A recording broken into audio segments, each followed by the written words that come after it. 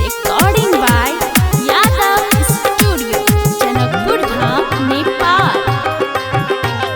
हमरा गे मैं कौन कनिया के लगे मैं गे कनिया के ले। हमरा गे मैं कौन कनिया के लगे मैं गे कनिया के ले।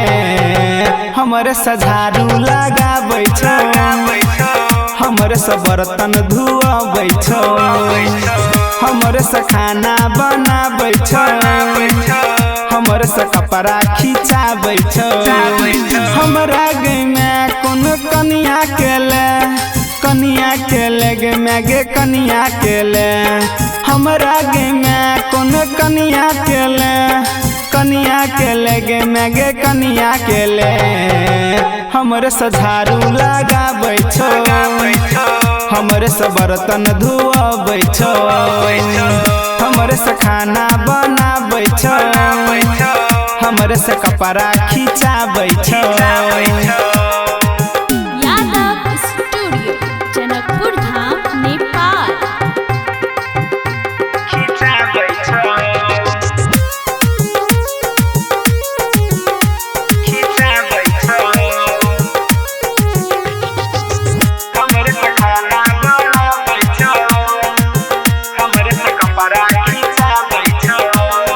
हमारा घर से बाहर करो नाचो डीजे बजाई के। हमारा घर से बाहर करो नाचो डीजे बजाई के। कहियो हमर बातों नहीं मानो, बाबूजी सा घो नहीं तानो। जनकपुर से मैं कौन कनिया ले गे मैं गे कनिया ले।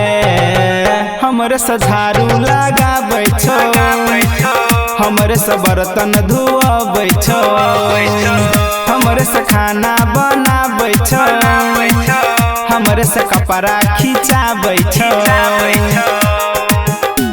यादव स्टूडियो, जनकपुर धाम, नेपाल।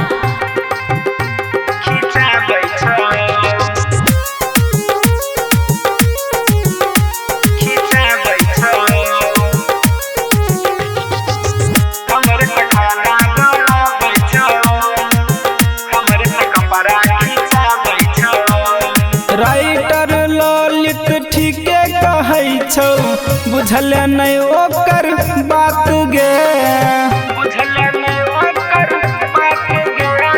यादव बसिर के से ठीके तक कहौ, बुझल नहीं तू बात गे।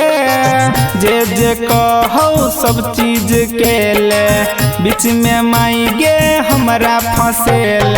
हमरा गे मैं कौन कनिया के लगे मैं गे कनिया के ले। हमरे से झाड़ू लगाबै छौ, हमरे से बर्तन धुआबै छौ, हमरे से खाना बनाबै छौ, हमरे से कपड़ा खिंचाबै छौ।